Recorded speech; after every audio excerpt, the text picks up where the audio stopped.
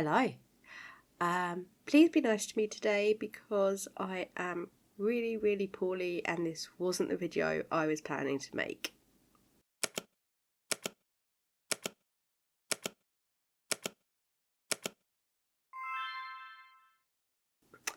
Okay, that sounds really dramatic. There's no big terrifying announcements.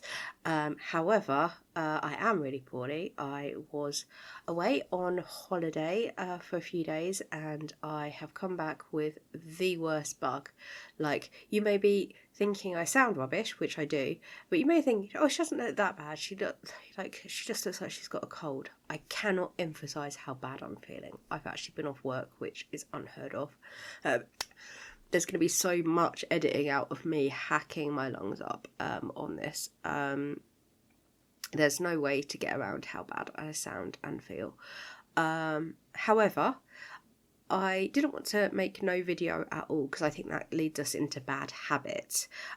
So because the video I've been working on for the last week involved quite a bit more work in terms of recording still and editing, I just haven't got the energy to do that. I don't have it in me to do everything I need to do. Theoretically, I should have recorded when I got back from my trip, but I didn't because I was just out of it, and that's some time has passed.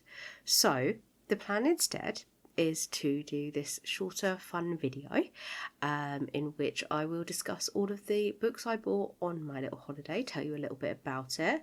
I've already attempted to read one of them, so I'll be able to give you my thoughts on it. So I've said before that I really believe strongly that when I talk about things about my book life in a video rather than about books themselves, I really want to add reviews of an actual book so that you're getting book content, because I think otherwise there's a risk that I'll fall into the habit of just talking about the book world rather than talking about the books I'm reading, which is technically easier, I suppose, but isn't what I want to do. So consider this a cheeky extra video that you weren't going to get, or that would have been tied in to my next video, but instead we're getting it separate. I'm excited for the next video. There's going to be also, I've read a couple of really great books for it, and I've done a bit of a travel log, so to speak, so you're going to hopefully have a good time, but I can't do all that at the moment. I also got to start on the next video I'm recording as well, which I'm so excited for. I will tell you nothing except that it's Addams Family themed. But again, I just in no state to be starting that either. But anyway, you don't want to hear me whine about being ill. You want to hear about the books that I bought on my little trip. So I went to the Peak District, I guess it's called. Basically, I stayed in a town called Bakewell in England, which is famous for a type of dessert. And it's really a small, lovely town that's kind of the gateway to the lovely Peak District area, which is a giant national park. And also we visited places like Chatsworth, which is a huge country house and was the inspiration for Pemberley. Jane Austen visited Chatsworth, and the extreme, over-the-top, amazing luxury of it is what became Pemberley, and it's where they actually filmed the 2005 Keira Knightley version of Pemberley, so you will have potentially seen it before. So I went there. Also went to Buxton, which is a town that is famous for its mineral water. So I learnt a lot about how mineral water works and the history of it in the town, which is also very Regency inspired, because a lot of people went there to take the waters in Regency times. And yeah, also a couple of other places. There's Haddon Hall, which was closed for 200 years, and so it didn't get modernised in the Regency and Victorian era. So it's really gothic and just astonishing. So it was really good. I was just ill for most of it. But because we were taking it easy, and my friend was ill as well, but separately, we kind of took it easy, and we ended up poking around a lot of charity shops, looking at books, and in my case, purchasing books. Now, the issue for me is that I'm not meant to be buying many books. I'm not in a complete ban, although I am going to be doing Read What You Own soon, which is a fantastic challenge. If you follow Criminally, who is wonderful, he talks about it a lot and does it annually. So I tend to do it once a year, but I do it in a gentle way, because otherwise once I finish the challenge, which is to basically not buy any new books until you have read a set amount of your TBR. When I do that, I tend to go over the top, go months without buying a book, and then I go feral. So I'm not doing that this year. But I do my own kind of purchase limiting challenge, which I won't go into detail on now, because I'm literally almost at the end of the year after I've been doing this challenge all that time, and introducing it and discussing where I am with it at this point is madness. So the plan is to start again in the new year, and you'll go on the journey with me. But suffice to say, I've not got the ability to go free with the book buying, and yet here we are anyway. So let me show you the stack. There she is. 1, 2, 3, 4, 5, 6 books, so not too bad. All of them, all but one, second hand, quite cheap. I probably didn't spend more than £12 for this entire stack, so not too bad. I'm going to put it down because it's fairly heavy. Here we go. And yeah, I'm just going to talk you through the books, and then discuss the one I've attempted to read. Okay. So we are going to start with the one I have actually tried to read in the last few days, which is The Broken Girls by Simone St James. Also, I'm really enjoying actually having the book, because it was going to save me a lot of faffing around in editing. But yes, so this was a little charity shop find, as the sticker probably shows you. And I actually own this book in digital form already, but I kind of just wanted a cheap version to kind of carry around and read, because I was feeling like reading it on the trip. And I've only heard great things about this book. Every reviewer on booktube who I've seen reading this has really loved it. I've seen them be disappointed with her later works, but this one seems to stand up, so I was quite excited. It's not entirely my sort of thing. Like, thrillers with this kind of cover are not for me in general. It's just not my kind of thing normally, but the concept was good enough that I was intrigued. And because I only heard good things about it, especially from people who I generally trust and share views with, I thought we would be okay. But I unfortunately have DNF'd it. Didn't want to, but did. Here we are. I think it is partially me being ill, not really feeling myself. I probably could have pushed on, but it was starting to feel like a chore. I wasn't really connected to it, and it just wasn't doing anything I hadn't seen before. It was a very typical feeling mystery, and maybe it makes some big changes, but I got about 80 pages in and I was still feeling pretty much nothing for any of the characters, and the mystery itself wasn't interesting enough to keep me going. So unfortunately, not for me. If this kind of book is for you, it's probably a great example of it. But when I'm reading out of my comfort zone, then it's not the end of the world if I DNF, because it was always going to be a bit of a swing, and in this case it was a swing and a miss. So I will be returning this to a charity shop, and if it sounds like it could be interesting for you, please do check it out. To go into what it's actually about, which is what you would be interested in, it's about a old boarding school for kind of unwanted girls, kind of like the daughters in the 50s people didn't care about very much, but still wanted to send them to a boarding school. And it's about a group of those in the 1950s, and also a journalist in the present day whose sister died on the grounds of the school in the 70s, and she is investigating. And when the building is renovated, they find more bodies at the school. So it's a split timeline, which is another thing I don't enjoy. One of the reasons I probably wasn't as engaged. But it's a split timeline between the 50s, this group of girls, and then the journalist in probably 2014.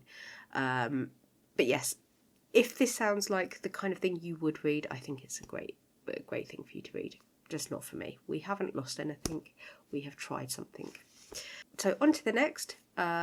This one I actually have read, but a long time ago. It's probably quite hard for you to see, but it is Grimm's Fairytales, which I just really thought this was a lovely addition.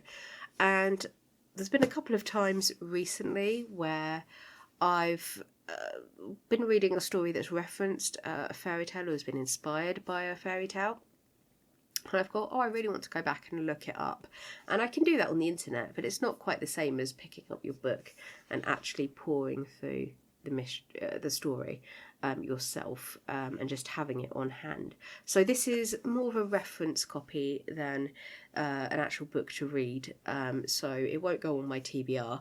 But I may very well want to go back to it at some point because it's been a very long time since I read Grimm's Fairytales. I was a child myself. So yeah, I just thought really lovely addition. It was in like a really bougie kind of shop where, you know, the kind of shop where they sell succulents for like 40 quid. And for some reason they had a stack of children's classics, brand new, and they were really cheap compared to everything else in the store. So I got this and I'm very happy with it. And then we move on to another one that I technically already own in digital form, but just wanted to pick up a physical copy, which is Tomorrow and Tomorrow and Tomorrow by Gabrielle Zevin. I have only heard good things about this book, and for some reason it just didn't appeal to me, even though I've only heard good things. And there was a review one booktuber gave recently who generally matches my opinions. I think it may have been Criminoli. Hello, Criminoli. I don't know if you're watching this. You won't be watching this. But if you are, you're getting a lot of shouts outs. But he read this, loved it, and it intrigued me enough that I actually was like, I will try and get to this far sooner than I planned. I have the digital copy that's been kind of sat on my TBR for a long time, but I thought this is a really nice edition, and it was practically nothing in the charity shop, so why not? I am cutting so much coughing out of this, you have no idea.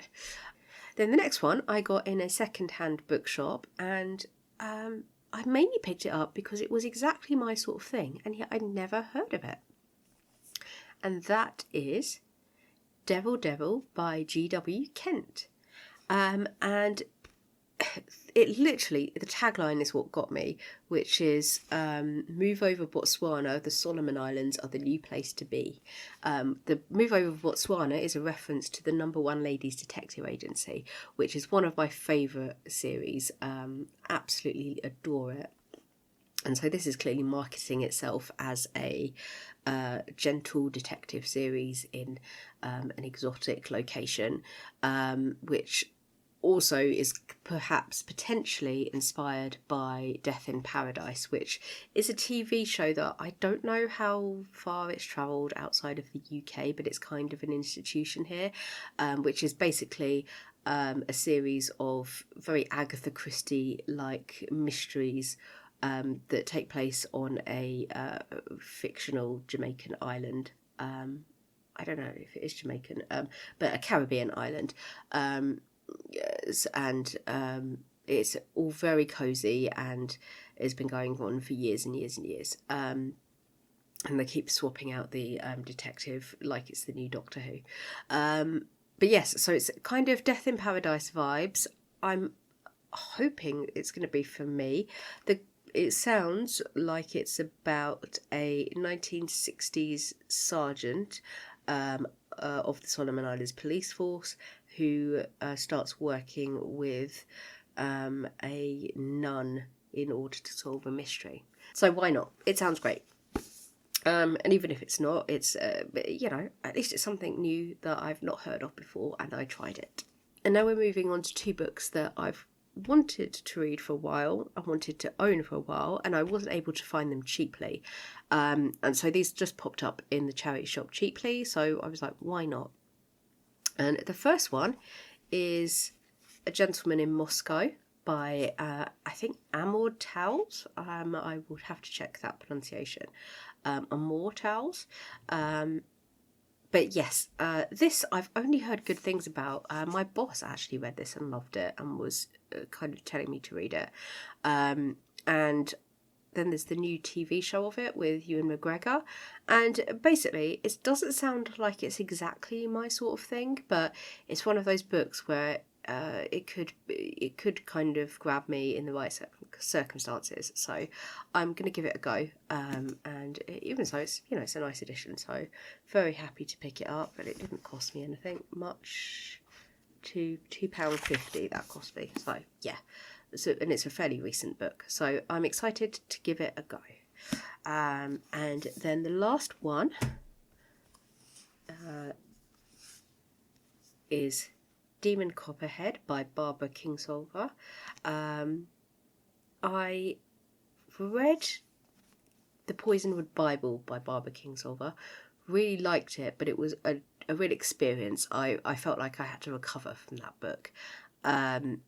And so when this came out, it does meet my interest because I enjoy David Copperfield, this is a retelling of David Copperfield in a kind of trailer park, I think.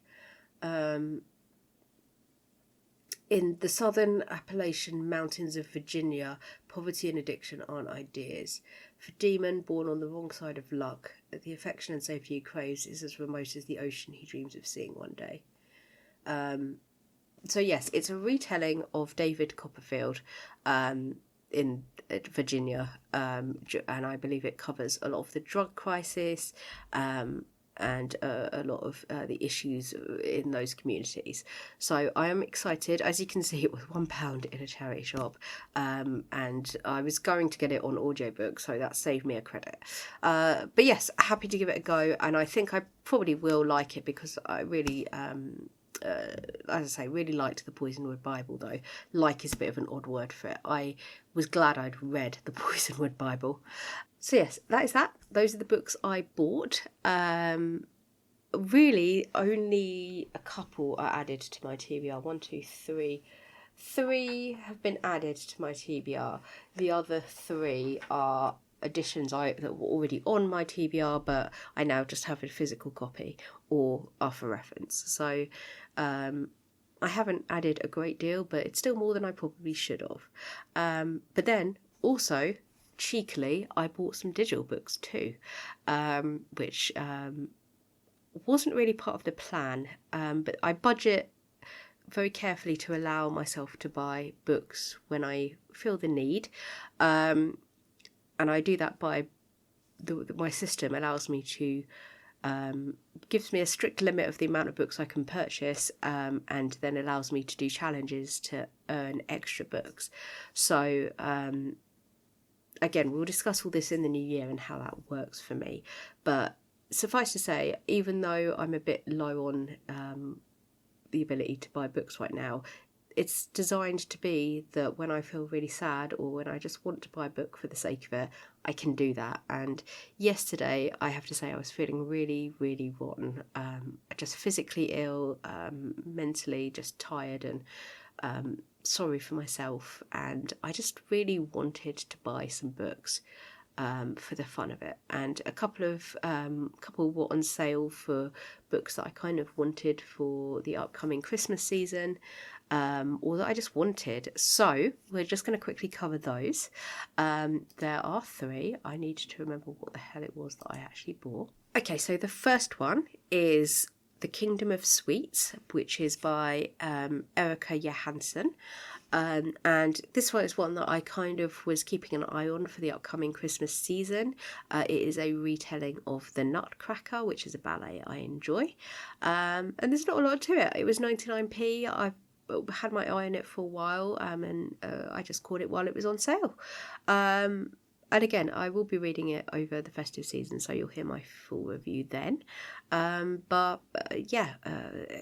sounds like it's going to be a cosy, slightly gothic, eerie time, and I'm ready for it. And then we have one that's been fairly buzzy, which is One Yellow Eye by Leigh Radford.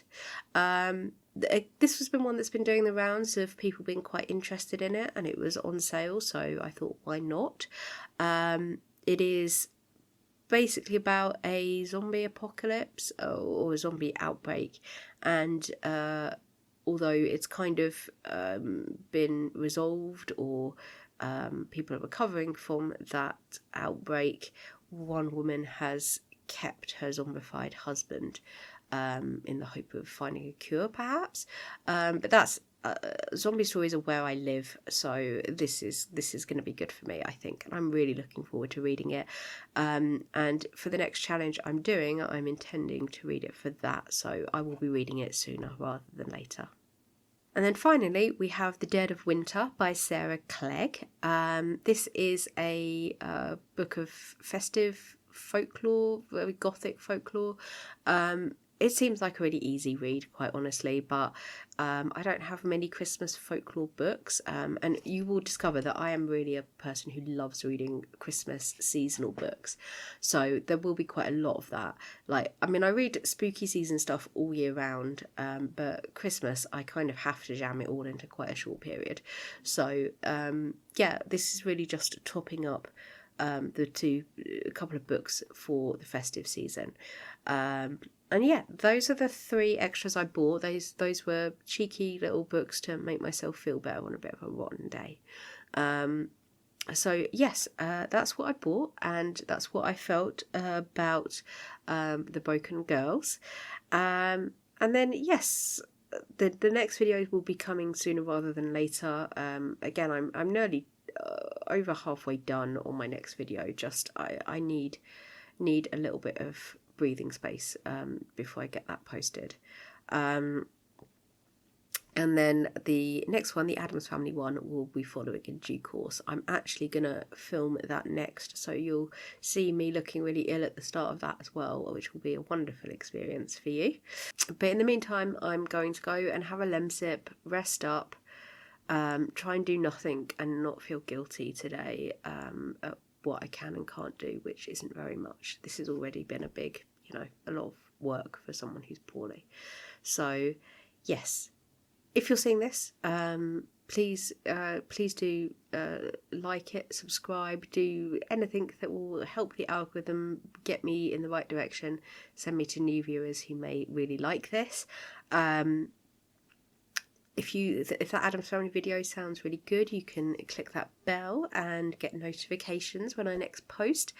Or if you really, really want to do me a favour, which would be wonderful, any mention to your friends or share with people who might be interested would be great.